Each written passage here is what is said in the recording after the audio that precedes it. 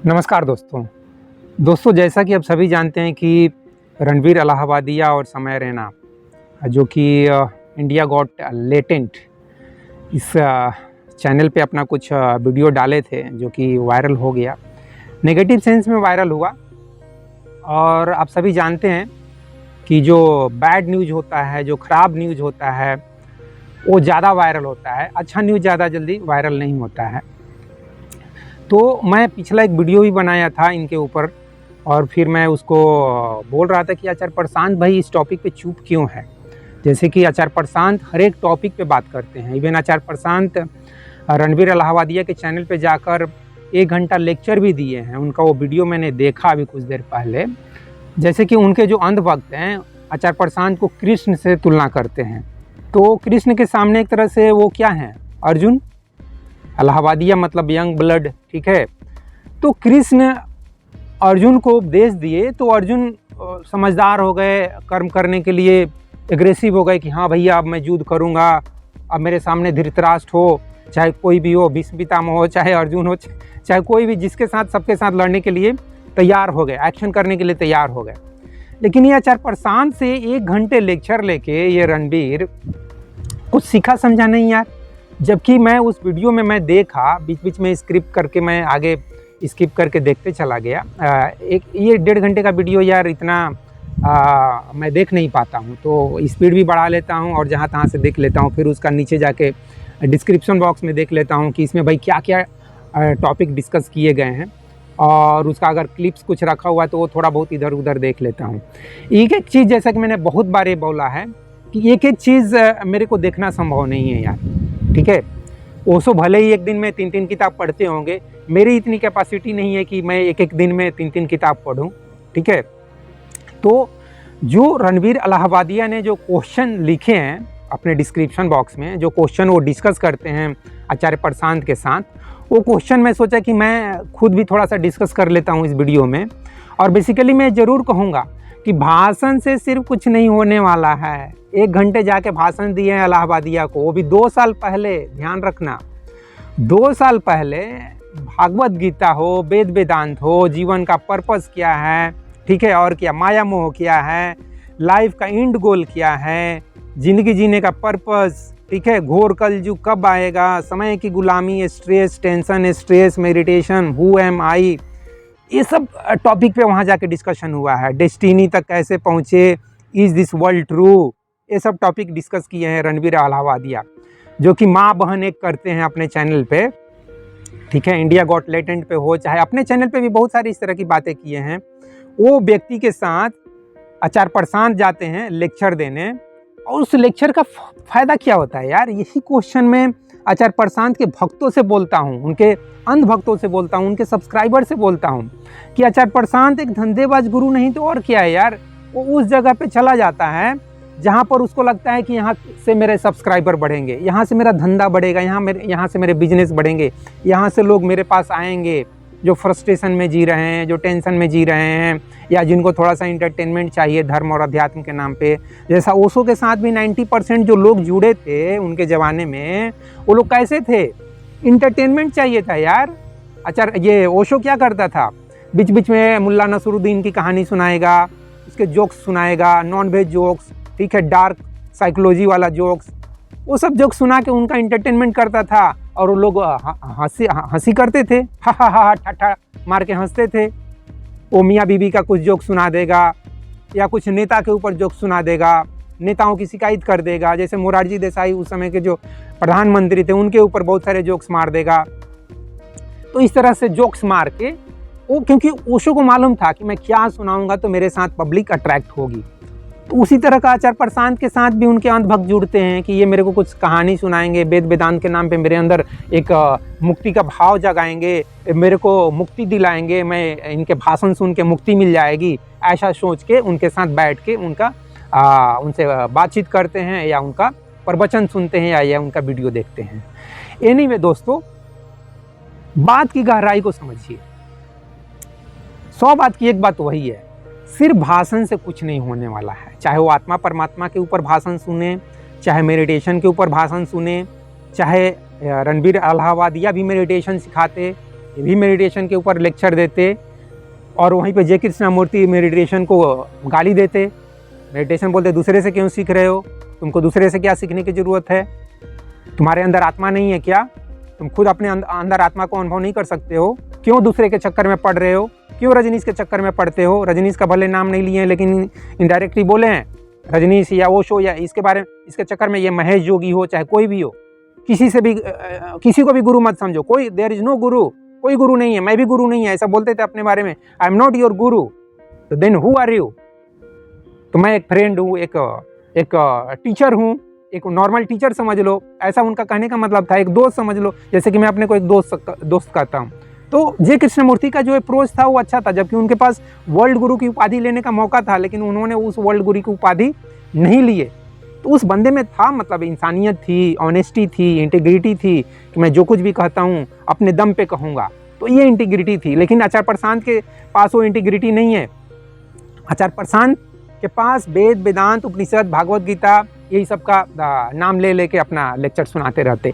Anyway, तो जैसा कि आप देखो दोस्तों कि आचार्य प्रशांत से रणवीर अलाहाबादिया जैसा व्यक्ति जो माँ बहन एक करता है, ठीक है, इस तरह के बहुत सारे कंटेंट क्रिएटर है, लाइक किसका कैरी मिनाटी का नाम लिया जाए, चाहे ये समय रैना की बात किया जाए, उसके चैनल पे चाहे कोई एक लड़की बैठती है, देशी वुमेन या देशी गर्ल ऐसा कुछ टी शर्ट पे लिख के रखी हुई है, उसके चैनल पे मैंने जाके देखा, इतने भद्दे भद्दे जोक्स मारे हुए हैं, वो भी माँ बाप के लेके, कि मतलब क्या कहा जाए, मैं एक जोक भी शेयर नहीं कर सकता हूँ। ओशो इस तरह के जोक शेयर नहीं करते थे यार। ओशो में एक क्या बोलेंगे, मतलब एक सभ्यता थी, एक संस्कृति थी।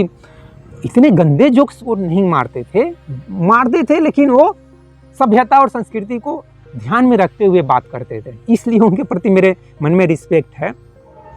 तो मैं जो क्वेश्चन लिखा हूँ, ये रणवीर अलाहाबादिया जो पूछता है उनसे, वो सबका मैं अपने हिसाब से कुछ उत्तर देना चाहूँगा, और आप एक दोस्त के नाते सुन लेना।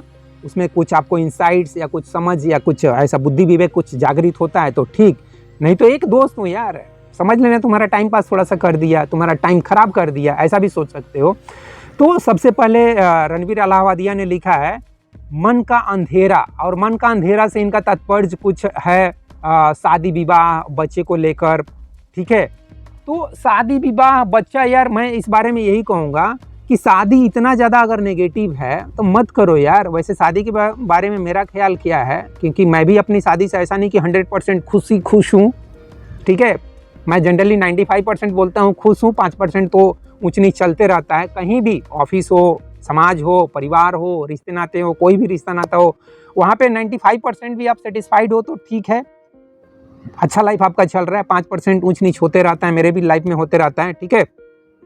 शादी करना चाहते हो, पहले अच्छे से थोड़ा एक दूसरे को जान लो, समझ लो, ठीक लग रहा है शादी करो, नहीं ठीक लग रहा है लव अफेयर में ही जियो। अभी तो मॉडर्न एज है, जैसे मन करता है वैसे जी लो, ठीक है। ऐसे समाज तुमको पसंद नहीं करेगा, लव अफेयर में या लिव इन रिलेशनशिप में जियोगे तो, लेकिन आगे चलकर 50 साल बाद, 100 साल बाद लव अफेयर में जिएंगे। बच्चे पैदा करने की ज़रूरत है नहीं, इतने सारे बच्चे ऑलरेडी पैदा हो ही चुके हैं।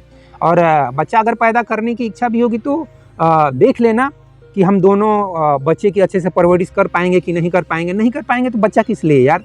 वैसा भी इतना अच्छा स्कूल, इतना अच्छा हॉस्टल, इतना कुछ केयरिंग नहीं डेवलप हुआ है। जब डेवलप हो जाएगा, मतलब ऐसा जगह जहाँ पे अच्छी औरतें रहेंगी, तुम्हारे बच्चे का अच्छे से ख्याल रखेंगी, अच्छे से पढ़ाएंगे लिखाएंगे, अच्छे से उनको नहलाएंगे धुलाएंगे, अच्छा से खिलाएंगे, ठीक है। वैसा आज से 100 साल बाद या 500 साल बाद वैसा कुछ डेवलप हो जाएगा सोसाइटी, जैसा कि हमारे दोस्त जो हैं ULM के दार्शनिक प्रेमजीत सिरोही वैसा कुछ ख्याल करते हैं कि उतना अच्छा हम सिस्टम बनाएंगे, उतना अच्छा समाज और देश और दुनिया बनाएंगे जहाँ पर सब कुछ अच्छा होगा, सब कुछ सुख शांति से लोग जिएंगे। तो उतना जब अच्छा हो जाएगा उस समय आप बच्चा पैदा कर देना, 1 या 2 देख लेना, ज़रूरत है तो पैदा करना, नहीं तो नहीं ज़रूरत है, किस लिए बच्चा पैदा करोगे, ठीक है। तो शादी विवाह के बारे में मेरा यही ख्याल है कि आप दोनों के बीच में अगर अच्छा से ट्यूनिंग चल रहा है तो साथ में जियो, और नहीं अच्छा से मैच है, नहीं अच्छा से प्रेम संबंध है, हमेशा तू मैं हो रहा है, तो क्यों वैसा रिलेशनशिप में जीना, मत जियो यार, ठीक है। उसके बाद दूसरी बात करते हैं स्ट्रेस और टेंशन को लेके।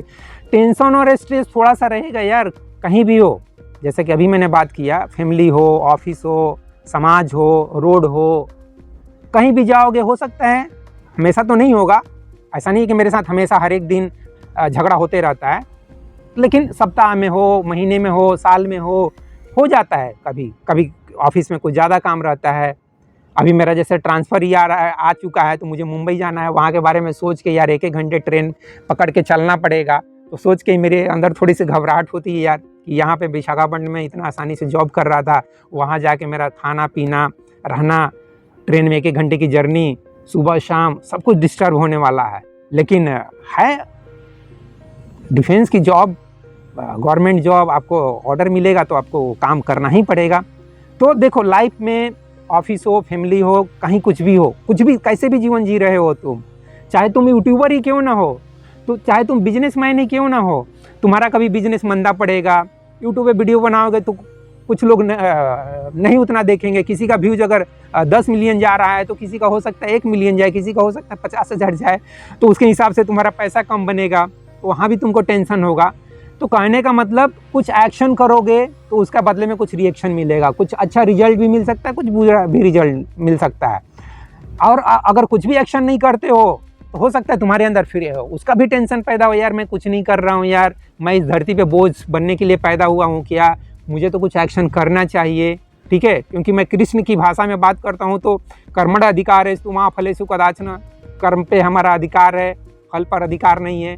तो मैं भी कहूँगा कि कर्म तो करो ही भैया, सिर्फ टेंशन और स्ट्रेस करने से कुछ नहीं होगा। टेंशन और स्ट्रेस से तुमको लास्ट में साइकेट्री के पास जाना पड़ेगा, उससे डोपामाइन लो, चाहे कोई दवा लो, वो तुम रात में फिर रात दिन सोते रहो, और क्या कर सकते हो। तो स्ट्रेस टेंशन के बारे में मैं यही कहूँगा। उसके बाद नेक्स्ट क्वेश्चन पूछा गया है कि घोर कलयुग कब आएगा। ये फालतू क्वेश्चन है, ठीक है। घोर कलयुग कब आएगा, यार कलयुग तो समझ लो कृष्ण के ज़माने में भी था। उस समय जब महाभारत युद्ध हो रहा था, या द्रौपदी का चीरहरण हो रहा था, या पांडवों को कौरवों ने जलाने का कोशिश किया, वो क्या घोर कलयुग नहीं था। और कितना बड़ा कलयुग यार, आज के ज़माने में थोड़ी जो ऐसा कुछ कोई जला रहा है। या हिटलर के ज़माने में कलयुग था जो लाखों लोगों को मार दिया, स्टालिन के ज़माने में कलयुग था, तो वो सब कलयुग था यार। आज भी अगर मतलब यूक्रेन और रशिया के बीच में ये सब जो युद्ध हो रहा है, तो इसे भी थोड़ा सा कलयुग समझ सकते हो। लेकिन ये मत कहो कि घोर कलयुग कब आएगा, ये बिल्कुल ही भैया टाइप का क्वेश्चन है। इस टाइप का क्वेश्चन का मैं आंसर मैं क्या दूं, मैं बोलूँगा कि नहीं ऐसे मत सोचो घोर कलयुग कब आएगा, ये सोचो कि घोर सतयुग कब आएगा, कब इस देश से, इस दुनिया से गरीबी, बेरोजगारी या शिक्षा, भुखमरी ये सब कब खत्म होगा। ऐसे सोचो यार, कब हमारा धरती का टेम्परेचर थोड़ा नॉर्मल होगा, कब हम सुख शांति से सभी मिलकर जिएंगे, कब हम सभी मिलकर एंजॉय करेंगे।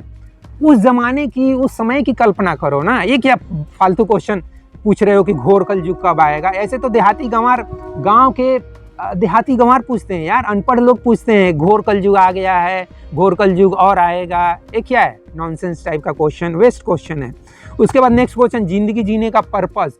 जिंदगी जीने का पर्पस एंजॉय है यार, life is for enjoy. Life को जितना आप मैक्सिमम लेवल तक अच्छा से खाओ पियो, खुश रहो, घूमो फिरो, एंजॉय करो। क्रिकेट मैच देखना अच्छा लगता है, क्रिकेट मैच देखो। घूमना फिरना अच्छा लगता है, घूमो फिरो। हिमालय पहाड़ पे जाना अच्छा लगता है, वहाँ जाओ। ठीक है, तो ये लाइफ का पर्पस है। काम भी करो, काम करना तो जरूरी है यार। बिना काम किए तुमको अमीर बाप के बेटे हो तो तब तुम्हारे लिए काम करना जरूरी नहीं है। अडानी अंबानी हो तब तुम्हारे लिए बहुत सारे लोग जुटे हुए काम करने के लिए, तब तो तुम्हारे लिए कहना ही क्या है। लेकिन 99% जो लोग हैं उनको तो एक्शन करना ही पड़ेगा। 1% लोग भले ही इतने अमीर हैं कि वो भाई इंडिया में भी नहीं रहेंगे, वो तो फॉरेन में जाएंगे। तो एनीवे, लाइफ का पर्पस यही है, अच्छा से जीवन को जियो, हेल्दी वे में जीवन जियो, और लाइफ को एंजॉय करते हुए जो कुछ एक्शन करना चाहते हो वो एक्शन भी कर लो। एक्शन करके भी संतुष्ट हो जाओ। ध्यान, ज्ञान, एक्शन, मेडिटेशन, हर एक चीज़ करके 60-70 साल का ज़िंदगी मिलती है। ऐसा सोचो 70 साल में मेरे को लाइफ को पूरी तरह से सेटिस्फाइड हो जाना है। जो कुछ भी एक्शन करने की इच्छा है कर लो। जैसे कि मैं तो यार लाइफ में वैसे ही कुछ जी रहा हूँ। जो कुछ भी एक्शन करने की इच्छा हुई एक्शन किया यार। गरीबी दूर करने की इच्छा हुई, बेरोजगारी दूर करने की इच्छा हुई, दूर किया यार। सब कुछ, जो कुछ भी प्रॉब्लम है यार सामने में, उसको टैकल किया कि कैसे इसको टैकल कर सकते हैं, अफोर्ड किया। भले ही मैं अडानी अंबानी नहीं बन पाया, भले ही मैं IAS अफसर नहीं बन पाया, भले ही मैं IIT एग्जाम पास नहीं कर पाया, लेकिन लाइफ को फिर भी एंजॉय कर रहा हूँ यार। यही तो लाइफ का पर्पस है। यही तो मैं 99.99% लोगों से या 100% लोगों से, देश दुनिया के जितने भी लोग हैं सबसे यही कहूँगा यार, लाइफ का पर्पस एंजॉय करना है यार, खुशी से आनंद से जीवन को जीना है, ये है लाइफ का पर्पस। ठीक है। उसके बाद नेक्स्ट क्वेश्चन, वेद और उपनिषद के बारे में। वेद उपनिषद के बारे में मैं क्या बोलूँगा यार, मेरे को कोई इंटरेस्ट ही नहीं है वेद उपनिषद वेदांत के बारे में, मुक्ति के बारे में ज़्यादा बकैती करने का आचार प्रशांत के जैसा। ठीक है। उसके बाद नेक्स्ट क्वेश्चन है कि लाइफ का एंड गोल क्या है। आचार प्रशांत से पूछोगे तो वही बोलेंगे लाइफ का एंड गोल मुक्ति है। मेरे लिए लाइफ का एंड गोल संतुष्टि है। ठीक है।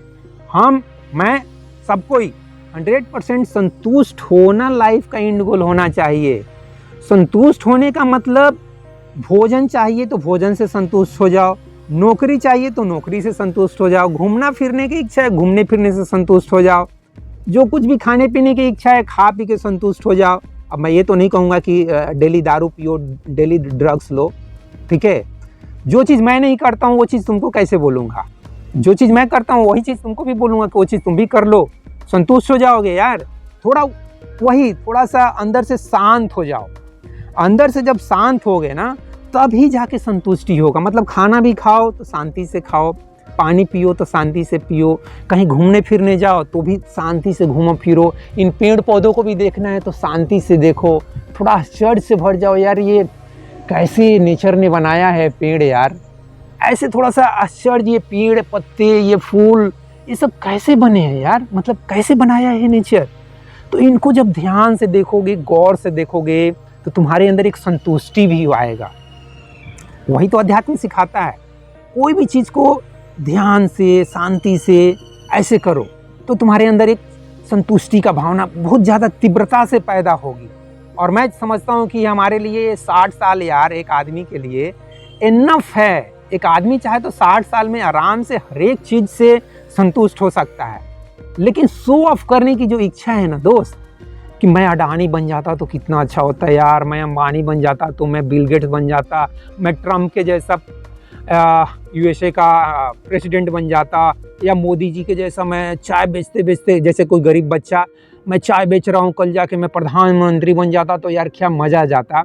ये जो तुम मन ही मन जो मज़े लेते रहते हो ना, चाहे मैं विराट कोहली के जैसा क्रिकेटर बन जाता तो, चाहे अमिताभ बच्चन के जैसा फिल्म एक्टर बन जाता तो, या मैं अगर आईआईटी बाबा को ले लो तो आईआईटी बाबा सोचेगा कि मैं आचार्य प्रशांत के जैसा 50 मिलियन मेरे फॉलोअर हो जाते तो ये जो तुम कल्पना करते हो ना कि मैं दुनिया का सबसे अमीर आदमी बन जाता तो कितना अच्छा होता, मैं दुनिया का सबसे पावरफुल आदमी बन जाता तो कितना अच्छा होता, ये जो कितना अच्छा होता, ये जो कल्पना करते हो और उस कल्पना के वजह से कुछ एक्शन करते हो तो यह गड़बड़ हो जाता है। ठीक है। तो ऐसे कल्पना करके एक्शन मत करो, बल्कि जो कुछ भी आप अंदर से, अपने अंदर से जो कुछ भी फील करते हो उस चीज़ को करोगे तब आपको बहुत तीव्रता से संतुष्टि और शांति मिलेगी। मतलब आप साइंटिस्ट बनना चाहते हो, कुछ रिसर्च करना चाहते हो, करो ना भाई, कौन रोका है। यूट्यूबर बनना चाहते हो ध्रुव राठी के जैसा, बनो ना भाई, ध्रुव राठी ने मना किया है क्या। आचार्य प्रशांत के जैसा लेक्चर देना चाहते हो, दो ना भाई, कोई मना किया है क्या। मोदी जी के जैसा प्रधानमंत्री बनना चाहते हो, बनो ना भाई, रोका है क्या, मोदी जी ने रोका है, केजरीवाल को रोके है क्या। तो जिसको भी जो इच्छा है करो, लेकिन सिर्फ इच्छा के वजह से अगर एक्शन कर रहे हो, अपने अंदर की खुशी के लिए नहीं, अपने अंदर की संतुष्टि के लिए नहीं, अपने अंदर को शांत करने के लिए एक्शन नहीं कर रहे हो, सिर्फ इच्छा के वजह से, जिसके बारे में कृष्ण बार बार बोले हैं कि सिर्फ इच्छा से एक्शन मत करो, अपने अंदर की संतुष्टि के लिए एक्शन करो, अपने अंदर की शांति को बढ़ाने के लिए एक्शन करो। जैसे कि मैं करता हूँ, मुझे लिखने की इच्छा हुई, लिख लिया। ठीक है। मुझे बोलने की इच्छा हुई, बोलने लगा। तो ऐसे एक्शन करोगे तो संतुष्टि मिलेगा। मैं कोई पर्पस बना के नहीं कर रहा हूँ कि मुझे ये करना है, इंडिया चेंज हो जाएगा, ठेंगा हो जाएगा। मैं बोलता हूँ, कितना वीडियो में तो बोल चुका हूँ, ना हो मुझे क्या परेशानी, मैं कोशिश कर रहा हूँ, मेरे को करना ये सब अच्छा लग रहा है इसलिए कर रहा हूँ। उसके बाद दोस्तों इसमें अघोर समाज का पवित्र सच ऐसा कुछ लिखा हुआ है। तो अघोर समाज, अघोरी बाबा, ये लोग क्या करते हैं, ठीक है, तंत्र मंत्र जंत्र ये जो कुछ भी ये लोग करते हैं, जिसके बारे में वीडियो का ओपनिंग में ही आचार्य प्रशांत कुछ बोलते हैं कि जो अघोरी बाबा होते हैं, जो कि शमशान घाट में जाते हैं वहाँ पर लाश के साथ पड़े रहते हैं, इवन वो लाश का मांस भी खाते हैं, ये सब बातें कर रहे हैं।